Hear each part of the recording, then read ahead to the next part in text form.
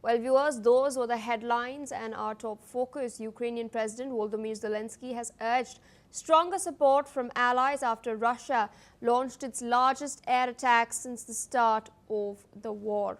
In his evening address, Zelensky called for a strong response from the United States, stressing that the Russian president does not want any negotiations. Now, according to Zelensky, at this time, more than 4 dozen casualties are known across the country, including 20 in Kiev.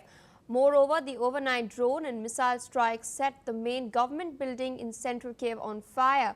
Damage was also reported in several cities, including Zaporizhia, Kryvyi and Odessa, as well as in the Sumy and Chernihiv regions. Now, Kiev's European allies have condemned the attack and vowed to stand by Ukraine politically and militarily, but concrete offers of assistance, including the possibility of troops on the ground, are still being discussed.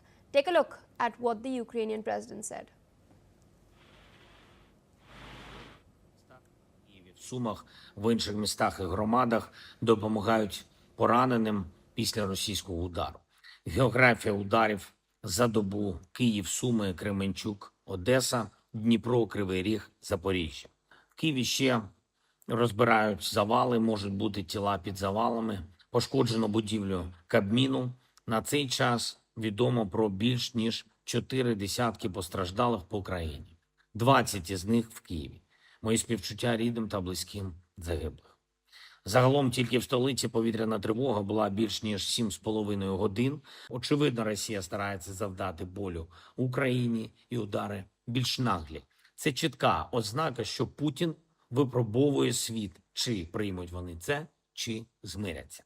Тому важливо, щоб заяви лідерів держав, інституцій були продовжені сильними діями, санкціями проти Росії, проти пов'язаних з Росією осіб та сильними тарифами та іншими обмеженнями на торгівлю з Росією. Багато вже є реакцій лідерів, голів урядів, керівників міжнародних організацій. Дякуємо всім. Міністерство закордонних справ України інформує всіх партнерів щодо чергової російської ескалації. Розраховуємо на сильну реакцію Америки.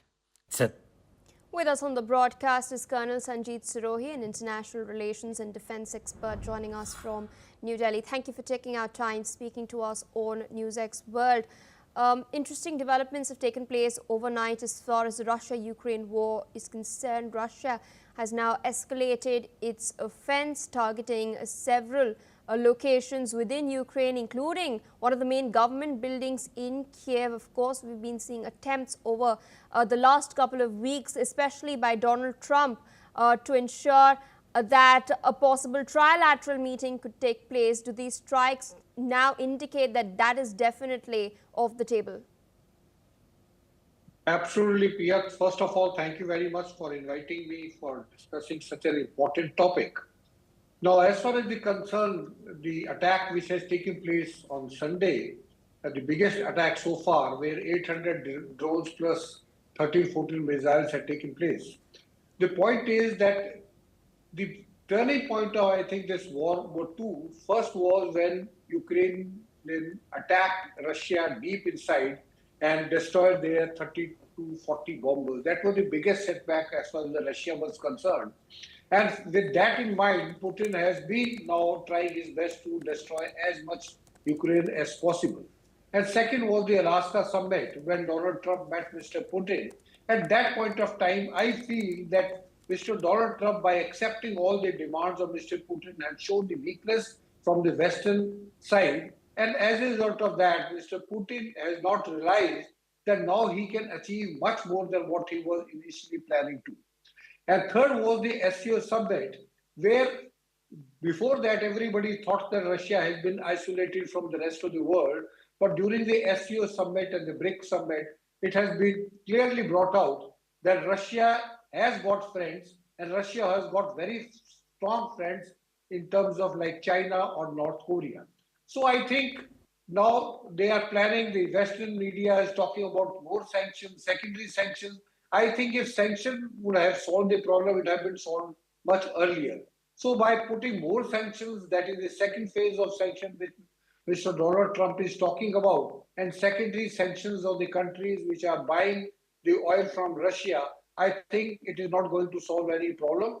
In fact, it is going to increase the problem. So I think the best answer is that Donald Trump should again speak to Mr. Putin and let him bring Mr. Putin, Zelensky, and himself on the negotiating table and end the war as soon as possible. Pia.